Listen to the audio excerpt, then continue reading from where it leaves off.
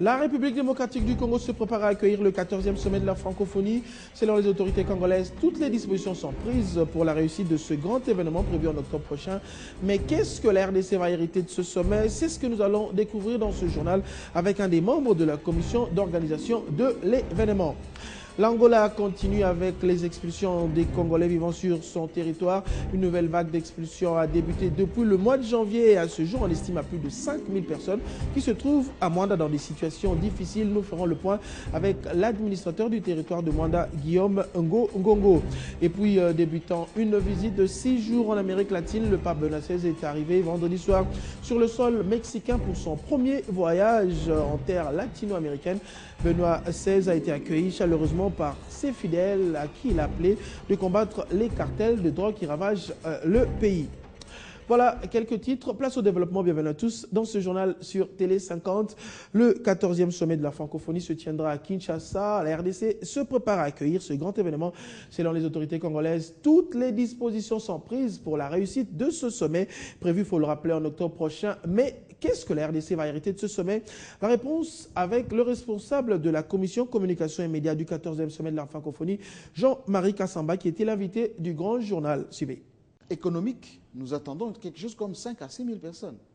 Et de maintenant, notre pays est au devant de la scène. Toutes les images en provenance du Congo seront commentées à travers le monde. L'actualité, les projecteurs du monde entier sont braqués sur notre pays. En termes de rayonnement, il n'y a pas mieux. C'est pour ça que parfois on nous a fait du chantage, enfin nous Congolais, Aïwa de l'époque, pour ne pas avoir cette tribune. Donc, en termes économiques, en termes de leadership, c'est hyper important. Deuxièmement, eh bien, ceux qui viendront chez nous, ils vont consommer les hôtels, nos œuvres d'art. Par exemple, hier, la délégation a visité le merveille de la ville de Kinshasa, les œuvres d'art, Symphonie des Arts, un peu partout. Ils ont vu, ils sont même sortis les soirs voir comment il y a une effervescence à Matongé, à Kinshasa, enfin, dans certains quartiers de Kinshasa, pour dire, mais effectivement, c'est le berceau de la culture. Qu'est-ce qu'on gagne encore? Ben, on gagne par rapport à toutes ces infrastructures qui sont réalisées. Les hôtels réhabilités, les routes, tout ce qui vont être faites, notamment ici à Kinshasa, vont rester. Les temps du sommet, juste après, tout ceci va rester. Et c'est pour cela, d'ailleurs, beaucoup de pays se bousculent pour organiser des grandes conférences comme celle-ci, parce que ça permet à ces capitales de se moderniser. Et puis les Quinois seront également en contact avec le reste du monde. La politique de tarification des carburants était au centre des discussions de la réunion de ce samedi matin entre la délégation du Fonds monétaire international conduite par son représentant en RDC, Samir Jaja, et le gouvernement congolais représenté par le ministre de l'économie. Les discussions étaient centrées sur la structure des prix de carburant en 2012. C'est ce que nous dit Mathieu Kamango dans ce reportage. Une réunion d'évaluation FMI et gouvernement de la RDC par le biais du ministère de l'économie. Les discussions ont tourné autour de l'impact de la TVA sur les produits pétroliers et l'évaluation de la coopération dans plusieurs domaines entre le FMI, les experts économiques du gouvernement et du BCECO. Il s'y est rappelé qu'après la mise en application de la TVA le 1er janvier, le gouvernement avait mis en œuvre toutes les mesures pour que l'impact ne se fasse pas ressentir sur le prix du gasoil et de l'essence. Aujourd'hui, le Fonds monétaire, la délégation est venue s'enquérir de cette situation et je crois que les experts du gouvernement ont eu à leur donner des éclaircissements quant au changement qu'il y a eu dans la structure des prix au 31 décembre et au 9 mars. Outre les discussions sur la structure de prix, les deux parties se sont proposées des mesures à appliquer pour combattre la fraude dans les importations du pétrole en RDC. Il y a 43 ans, mourait Joseph Kasavubu, premier président de la République démocratique du Congo, après avoir été évincé par le coup d'État politique de Joseph Mobutu en 1965. Il fut astreint à résidence par ce dernier et mourut en 1969 dans sa résidence surveillée de Kisundi, située à Boma, dans la province du Bas-Congo. Marlon Kachamou revient ici sur la vie de cet homme politique. Il fut le premier président du Congo-Kinshasa. Joseph Kasavubu, d'après les témoignages de ses condisciples, dont l'un fut Joseph Maloula, futur cardinal du Congo, ainsi que des missionnaires de chutes, l'ayant eu pour élève, son année de naissance se situerait en 1915 et non en 1913 comme les relèvent d'autres sources biographiques. Né à Dizi, près de Tchela, dans les Mayombo Bas-Congo, étudiant au petit séminaire de Mbatakela, il est jugé trop indépendant pour devenir prêtre. Joseph Kasavubu est alors invité à poursuivre la scolarité normale. Il opte pour la philosophie. S'estimant insuffisamment payé pour son niveau d'instruction, il abandonne la carrière d'enseignant et devient employé dans la société Agrifort, pour ensuite devenir en 1942 aide comptable au service des finances du gouvernement colonial. Sa première déclaration à caractère purement politique s'est manifestée au sein de l'Union des intérêts sociaux congolais, UNESCO, en 1946. De 1946 à 1954, Kasavubu s'évertue à écrire des articles dans lesquels il défend les institutions traditionnelles de la société Congo. C'est le 21 mars 1954 qu'il est élu président de la BACO, une association qui n'avait de but réel que de réaliser l'unité des Bas-Congo et d'affirmer leur personnalité ainsi que leur force. En 1958, il devient bourgmestre de Dendal, aujourd'hui commune de Kasavubu. Après les émeutes de 1959, la table ronde politique s'ouvre alors à Bruxelles, un certain 20 janvier 1960, et octroie à Kasavubu l'opportunité de s'affirmer comme le chef du nationalisme congolais. À la tête d'un cartel des modérés, il parvient au dernier moment à se faire élire comme chef de l'État après l'échec de la BACO au détriment du MNC de Lumumba. Lorsque le pays devient indépendant le 30 juin 1960, il devient le premier président de la République du Congo. Après avoir été évincé par le coup d'état politique de Joseph Mobutu en 1965, il fut astreint à résidence par ce dernier et mourut des manques de soins en 1969 dans sa résidence surveillée de Kisundi, située à Boma, dans les Bas-Congo. Ses funérailles nationales eurent lieu à Kinshasa le 26 mars et fut enterré à Singini, terre de ses ancêtres. L'actualité, c'est aussi la vague d'expulsion des Congolais de l'Angola qui continue. Une nouvelle vague d'expulsion a débuté depuis le mois de janvier. À ce jour, on estime à plus de 5000 personnes qui se trouvent à Mwanda dans des situations difficiles. Nous sommes en ligne avec l'administrateur du territoire de Mwanda. Il s'appelle Guillaume Ngongongo. Vous êtes en ligne. Est-ce que vous pouvez nous faire le point de la situation sur place? Les expulsions ont débuté, depuis le début de ce mois, ils ont débuté vers le mois de janvier, timidement. Mais arrivé au 5 mars, c'est à ce moment-là qu'on nous annoncera par notre service de la DGM, c'est-à-dire le poste de la DGM Mwanda, qui est en contact avec son homologue de l'autre côté de l'Angola, de Soyo, pour nous dire qu'il y a une première vague qui arrive. Bon, c'était quand même déplorable, puisque la première vague a été expulsée vers 17h. Ils sont arrivés ici dans notre rive vers 19h. Bon, ils sont arrivés là, c'était à peu près 470 personnes pour la première vague, le 5 mars, dans des conditions déplorables, misérables. Alors, nous sommes débrouillés avec les services à la DGM. Moi-même, je suis descendu là-bas. Bon, nous sommes allés là-bas. On a constaté que non, ceux qui sortaient de l'autre côté, les hommes en tenue déployée, les femmes en soutien, en mini-jeep, dans des conditions déplorables. Alors, depuis tout ce temps, jusqu'au 15 mars, depuis le 5 jusqu'au 15 mars, on avait un effectif de 5161 expulsés.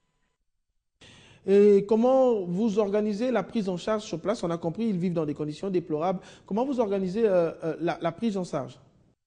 Bon, la prise en charge, elle est difficile pour nous, puisque par manque de moyens, on ne sait pas quoi leur donner. Bon, quand ils arrivent comme ça, on faisait de tout le mieux pour ceux-là puisque la plupart de ceux qui sont expulsés de l'autre côté, ce ne sont pas les ressortissants de Mwanda ni des districts de Bas-Fleuve. La plupart sont des Quinois. Des Quinois. Mais quand ils arrivent comme ça, il y en a d'autres qui manifestent la volonté de rentrer. À ce moment-là, nous les recommandons auprès des transporteurs. Mais pour la prise en charge, la nourriture, tout ça, c'est difficile. Merci beaucoup Guillaume Ngongongo. Je rappelle, vous êtes administrateur du territoire de Mwanda. Restons toujours dans la province du Bas-Congo, mais cette fois-ci pour parler de la modernisation à l'Office général de fret maritime au GFREM.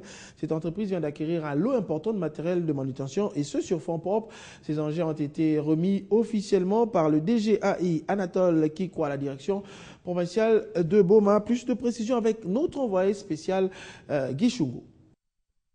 C'est ce vendredi que le directeur général d'intérim de l'OGFREM, Anatole Kikwa, a remis officiellement à la direction provinciale de Boma des engins et matériels de manutention en vue d'assurer le fonctionnement effectif du parc à bois.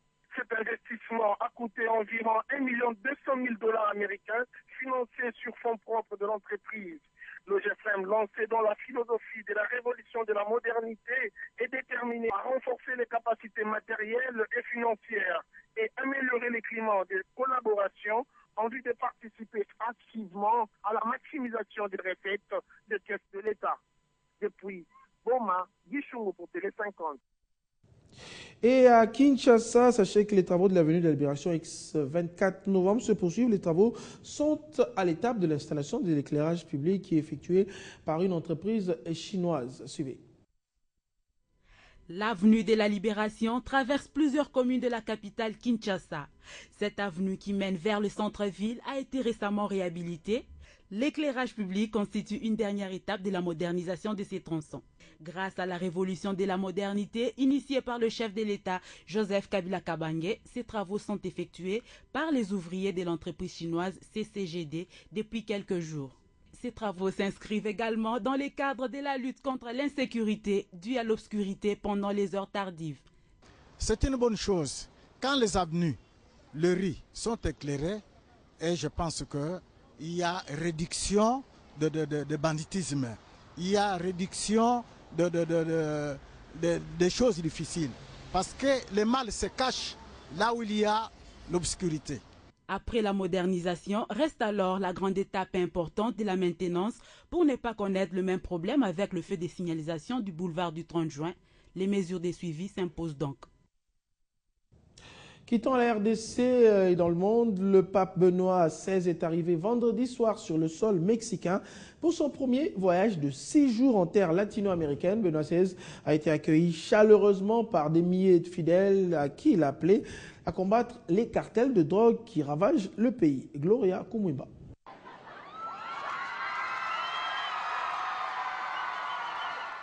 Le pape Benoît XVI, qui arrive à un moment difficile pour le Mexique, vient diffuser un message de paix dans un pays ravagé par une violence qui a fait plus de 50 000 morts.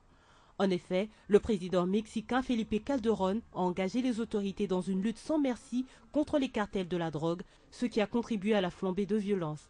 Le Mexique, deuxième plus grand pays catholique du monde, reste partagé sur la dépénalisation de l'avortement. Au cours de cette visite de 3 jours, Benoît XVI va d'abord se reposer 24 heures pour récupérer du décalage horaire. Il rencontrera de nouveau ce samedi le président Felipe Calderón, puis célébrera dimanche une messe en plein air à Léon, à laquelle sont attendus des centaines de milliers de fidèles. Les autorités attendent environ 300 000 personnes cette fin de semaine. Lundi, le pape s'envolera pour Cuba, seconde étape de ce déplacement en Amérique latine où il compte encourager le régime communiste à progresser vers la démocratie et à accorder une place plus grande à l'Église catholique dans l'espace public. Du sport pour finir, l'AS Club de Kinshasa, tenu en échec hier vendredi à Soclif d'Algérie par 0 but partout en match comptant pour le 16e de finale de la Ligue des champions de la CAF. Dans la même compétition, le tout-puissant Mazembe de Lubumbashi sera reçu cet après-midi, donc ce samedi, par Power Dynamos de la Zambie. Résumé de la rencontre à Soclif Club dans cet élément. Qui aura vu.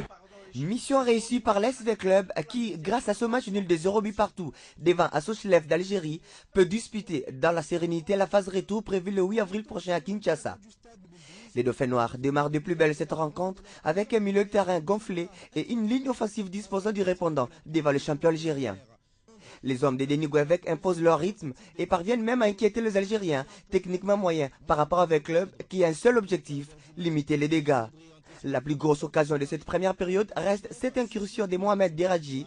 Malheureusement, le manque de réalisme est criant côté algérien. Le club qui a préféré jouer à la défensive gère bien son adversaire jusqu'à la pause. À seconde période, les choses vont vite accélérer des deux côtés, mais la défense du team vert et noir veille au grain et empêche les Algériens de faire le jeu. Plus en confiance, les Dauphins noirs parviennent même à toucher les montants droits du portier algérien sur cette frappe de Mutombo Kazadi. 0-0, tel sera le score au terme des 90 minutes.